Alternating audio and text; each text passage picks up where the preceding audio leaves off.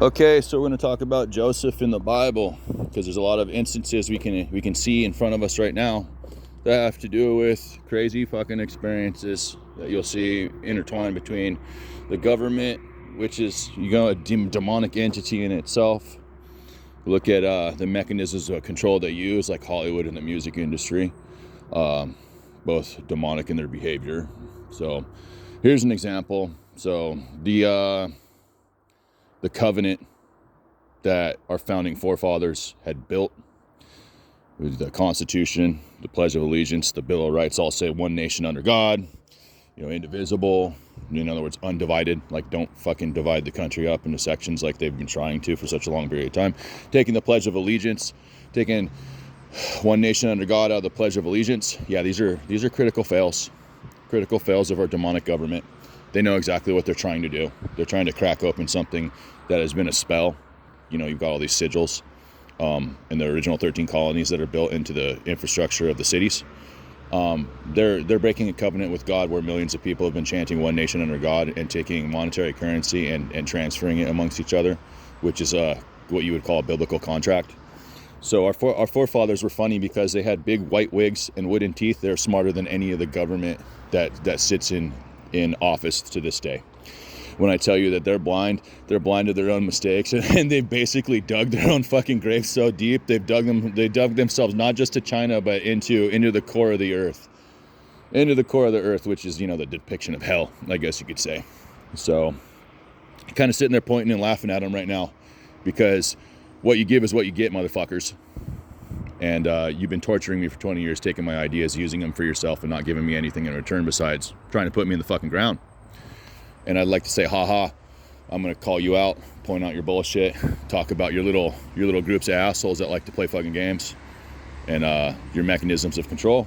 So you look at Elon Musk popping in as Doge, breaking a bunch of laws, rules, regulations that have to do with creating an entity or organization in the government.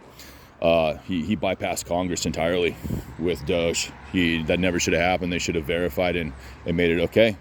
And that's why you can see what's going on. They made him Joseph. It's a biblical hack, you could call it. They'll use Satanists and demons will use the Bible to hack what you would call the universe around us, the reality that we live in. They'll use the scriptures and quotes as if it's correct to do that, which in reality it's a falsehood. You should never really take the biblical quotes and use those to hack your reality. The very thing that was done was to hide, lie, cheat, and steal, and remove the information out of the databases of the CIA and FBI, so Elon Musk didn't get in trouble for the bullshit he was doing. So not a lot of people know that. You would have to be aware of the series of events that occurred over the course of a long period of time. So he's Joseph, right? So I can show you another person who's Joseph, was Pee Wee Herman. So this is an example of Hollywood right here, and what these assholes will do. Because there's a lot of different subgroups inside Hollywood, and they all have what you would call an agenda they're trying to push. So they had PeeWees Big Adventure, right? And Pee Wee was like a kids show host, right? He was like Blue's Clues. He was like Mr. Rogers. Right, Mr. Rogers is pretty cool. They didn't burn him at the stake, fortunately, but they burned Pee Wee Herman at the stake. They gave him the thumbs up on the dating game. I think it was 1979, I think it was. It was before I was born. Anyways, he was on the dating game. They made him number 2 there. And I sit there and I'll look at it and I'll go, oh, I see what the fuck you're doing. So they take Joseph, they make him number 2. They betray his ass. They fuck him up. I think it's funny because he was in Pee-wee's Big Adventure. And he was, the little Satan's helpers in the bar. Everybody knows that scene who's seen the movie, because he gets up on his toes like he's a ballet dancer, and during tequila, after he knocks over all the bikers' bikes outside, and they all had a fit about it. A bunch of tough guys. They all had a fit about it, and then they go and turn around, and he sings a song and dance, and then they're all happy about it, right? Which is like, yeah, that's cute. Okay, whatever. But yeah, he was a trapeze artist before he ever ended up in Hollywood. And I look at those guys in the bike club or the biker bar, and it's like Pee Wee Herman was probably the toughest guy in that group, and they mocked him, made fun of him, shit on him, turned him into number 2, which is, number 2 in English is like, you're the shit, you're trash, you're a turd. Well, it's pretty obvious they followed his ass around in a time where the paparazzi had cameras and barely had what you would call technological capabilities of following someone around unless you were essentially stalking them.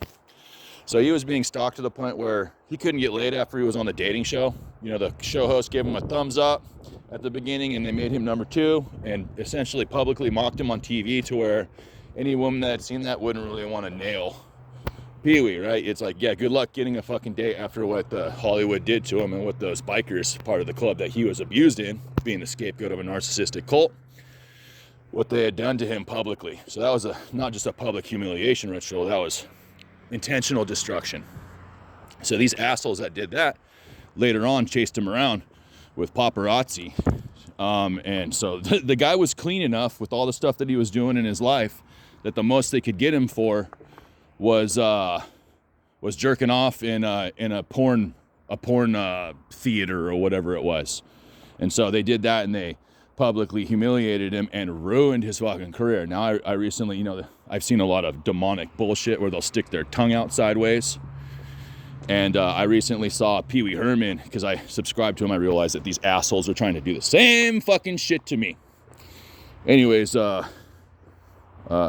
saw him recently sticking his tongue out for Halloween on his channel, and I'm like, oh, so this is before I was born. We went through the same thing as me in the same group of assholes that targeted me.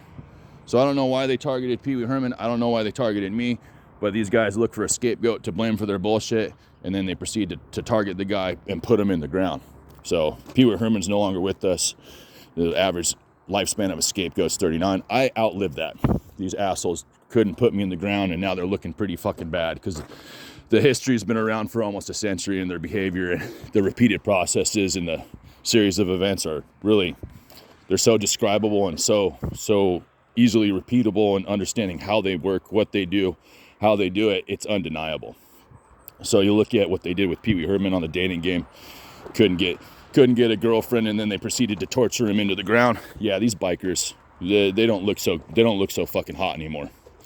That was supposed to be a guy that was a childhood, beloved by children everywhere, and they turned him into a disgusting creature. So when you're a disgusting, greasy biker and you don't feel too good about yourself, you find a target of someone who's a decent person. And that guy, like I said, he was a tightrope walker before he ever ended up in Hollywood. It kind of shows you precisely how they felt about him and what they did to him and how they basically ran him in the ground because he wouldn't play ball. So you look at the way that these guys try to play these fucking games. You look at the way Hollywood behaves when someone doesn't want to do the weird Epstein Island shit and says, I'm not fucking participating in your crap. Half a dozen different European countries are participating in this with remote islands, and I can see it because of the patterns I've seen in the other shit. Now I know what you're doing. Yeah, you're all going to hell. Welcome to hell, fuckheads.